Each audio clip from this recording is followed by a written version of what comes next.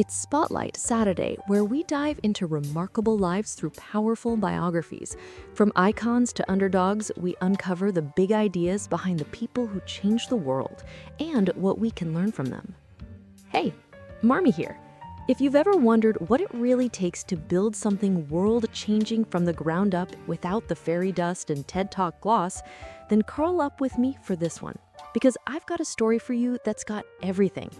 Legal drama, scrappy beginnings, high-stakes betrayals, unexpected allies, and a band of loyal misfits who never knew when to quit. Okay, the book I'm sharing today is Shoe Dog, a memoir by the creator of Nike, written by none other than Phil Knight, the man behind the swoosh. But listen, this isn't just a business book. This is a story about obsession, calling, risk, and the beautifully messy road of trying to build something that matters. And just to make things a little easier to follow along, I've got a mind map up on the screen so you can track where we're headed. You'll be able to download it later, so don't worry about taking notes. All right, let's jump in. The story starts not with victory, but with a lawsuit. Phil Knight describes business as war without bullets, and by 1973, Blue Ribbon, the early version of Nike, was fighting for its life against its original shoe supplier, Onitsuka. Imagine being a small U.S. distributor, sued by your overseas partner, completely outgunned legally and financially. But Knight made a choice. Instead of playing dirty, he decided to play it straight. That honesty didn't just save the case, it brought the right people to his side, like Rob Strasser, a hulking lawyer who treated the courtroom like a battlefield of principle. Strasser wasn't just smart, he was all in, and that mattered. So did Knight's nightly calls with his dad, who kept saying, "We're going to win, Buck." That faith wasn't fluff, it was fuel. And it worked. The team won. But don't exhale just yet, because the real problems were only getting started. See, even as sales soared, money was constantly slipping through their fingers. It was like trying to fill a bathtub with no plug. Knight's mood, his digestion, even his blood pressure all danced to the beat of how many shoes they shipped each day. The culprit? Supply chain chaos and a brutal cash flow crunch. That's when Knight cooked up the Futures program. He went to big retailers, Nordstrom's and the like, and asked them to place huge, non-refundable orders 6 months in advance. Risky? Yeah. But it worked. It gave them predictable revenue and the leverage to borrow more money, which cracked open the lid on how fast they could grow.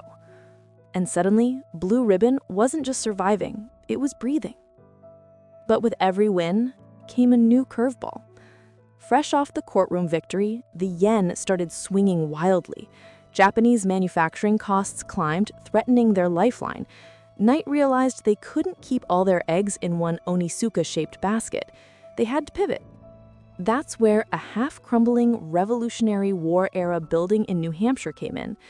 Enter Geoff Johnson, Nike's first full-time employee and an endearingly intense soul, who traded every shoe like sacred art, and Bill Geppetto, an old-school craftsman with hands like stone. Together, they built Nike's first U.S. factory. It wasn't pretty, but it was theirs. That moment marked a huge shift. Nike started taking control of its own destiny. And then, another storm. Their bank, a conservative institution led by a friendly but overwhelmed guy named Perry Holland, completely panicked when Knight ordered way more inventory than they could stomach.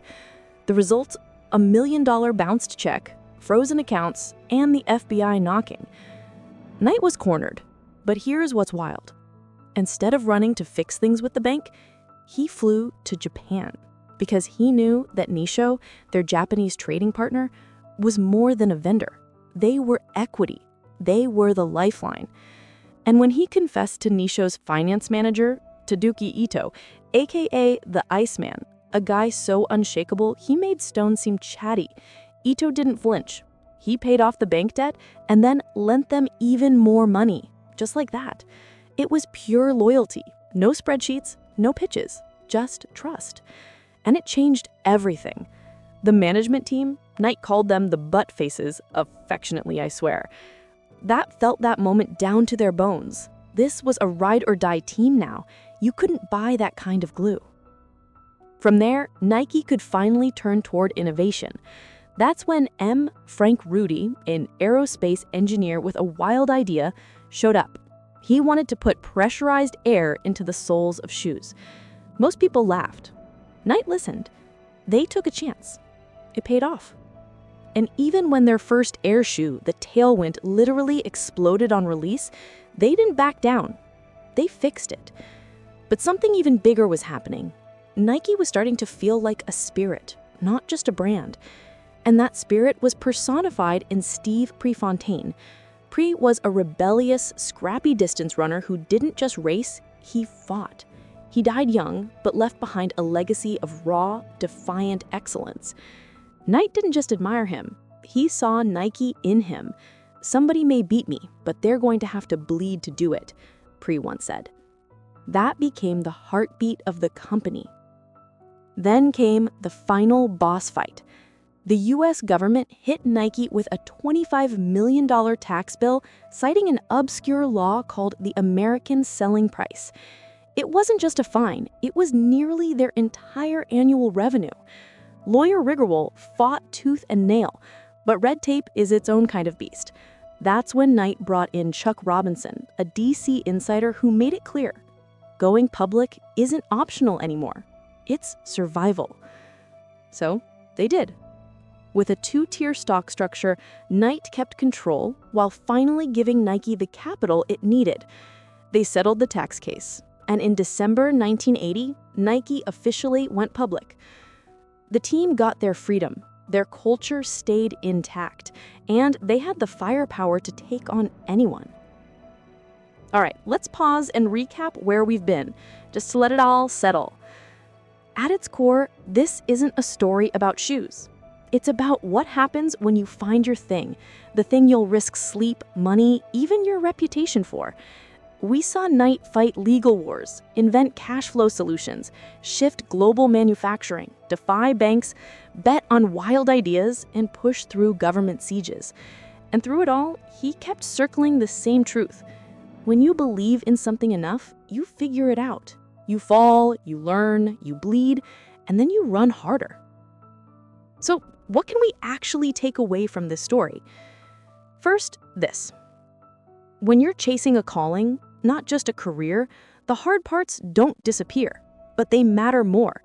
You become more resilient, not because you're tougher, but because you're aligned. Second, loyalty over metrics. Knight wasn't reckless. He was strategic. But when it came to choosing between spreadsheets and people, he picked people, again and again. And that's what gave Nike its soul. And finally, be willing to evolve. Knight kept changing factories, teams, strategies, never for ego, always for mission. Staying flexible kept the dream alive. Okay, my friend, before we wrap, if today's story sparked something for you, you can download the full mind map and a neat summary of this episode. They're both free, and you can grab them from my Buy Me a Coffee shop. The link's in the description. And hey, while you're there, you can support the channel with a little caffeine for your cat host. Totally optional, but always appreciated. If you want to dive into the full book yourself, I've also linked my Amazon affiliate link down below. Just a heads up, I do get a small commission if you use it. No extra cost to you. All right, thanks for hanging out with me today. I'll catch you next time. Marmie out.